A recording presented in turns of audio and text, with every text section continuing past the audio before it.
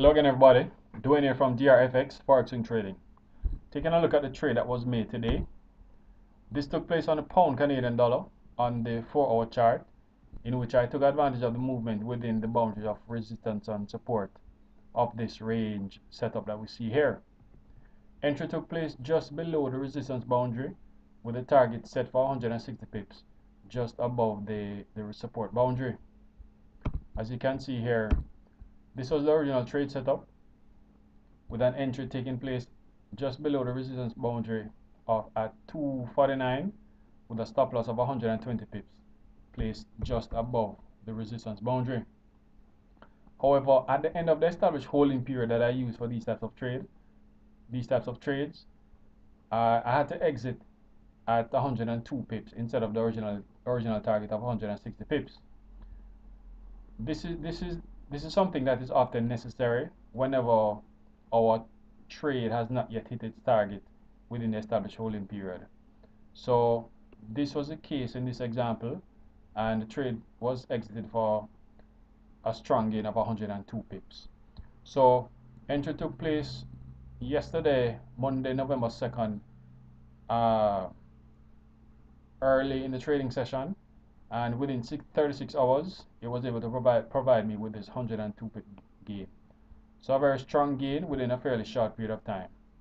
Now, one of the challenges that we face as swing traders when it comes to trading within the boundaries of support and resistance is determining whether or not we should enter based on the signals given on the 4-hour chart, the daily chart, or simply basically entering when the market approaches resistance or support, as was the case done in this trade here. What I found is that, and this is something that I've incorporated into my trading methodology, what you'll find is that there are certain candlestick patterns and certain characteristics of the market that determine whether or not the market is the movements within the consolidation are based on the signals of the daily chart, the 4-hour chart, or can be taken advantage of simply by entering at resistance or support. Now, there are several factors that go into making this distinction, but one of the most important ones that I found is that it has a lot to do with the size of the consolidation that we're trading. What you will find is that with smaller consolidations, such as this one, the volatility at the resistance and support boundaries is very low. So you have very few instances of spikes that take us outside of the boundaries of the consolidation. This makes it ideal for entry just at this area here, with the stop loss placed comfortably beyond the boundary. And since there are few instances of spikes, your stop loss is going to be protected during the course of the trade. So that is why with smaller consolidation setups, entry can more comfortably and confidently be taken based simply on support and resistance.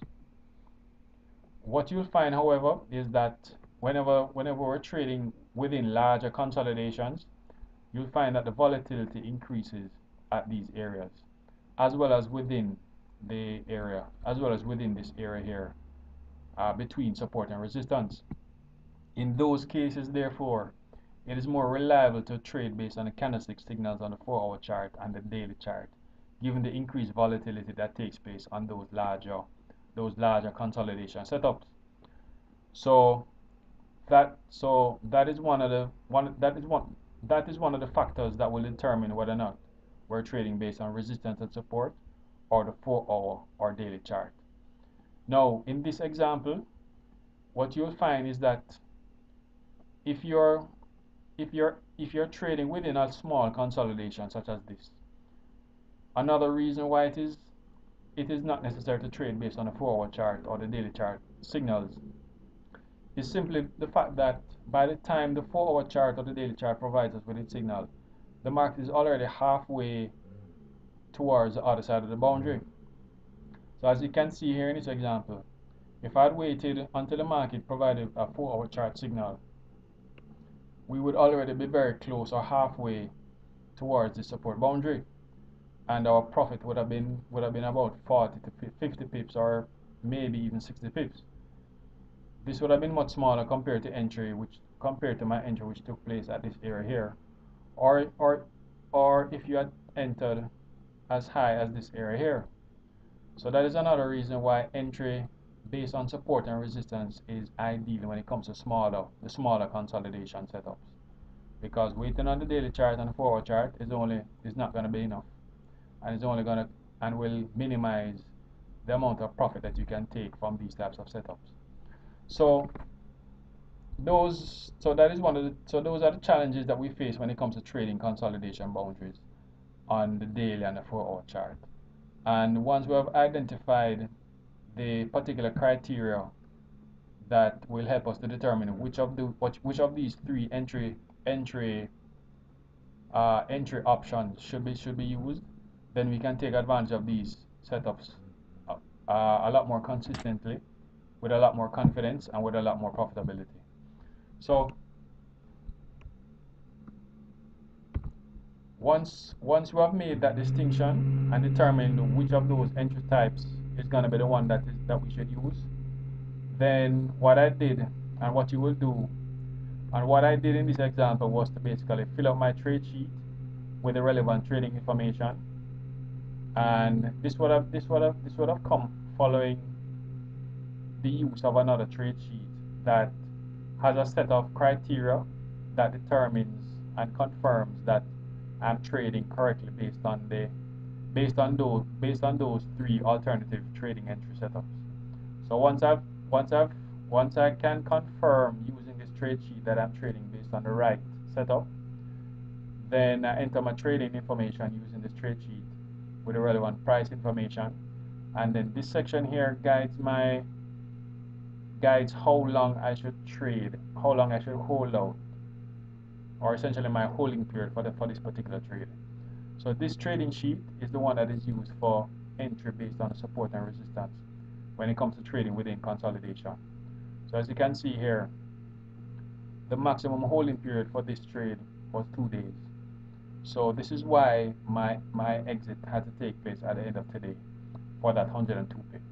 So this is a very important thing to use when it comes to trading, to ensure that we're not holding out for more than the market is going to be providing us.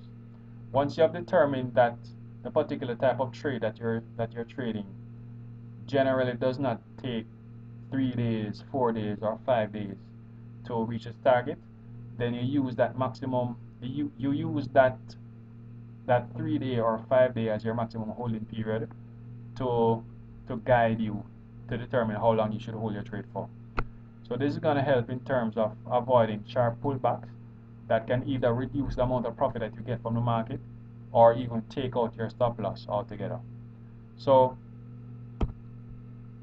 this was a very good trade, and a typical example of how to take advantage of movements within support and resistance based on entry at support or resistance.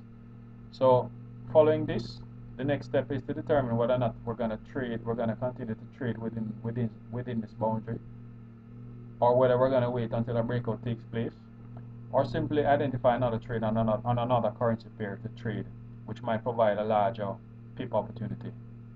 So gonna take a look at this trade, as well as take a look at some other currency pairs, and determine which is the next trade that we can take advantage of. So until then, take care.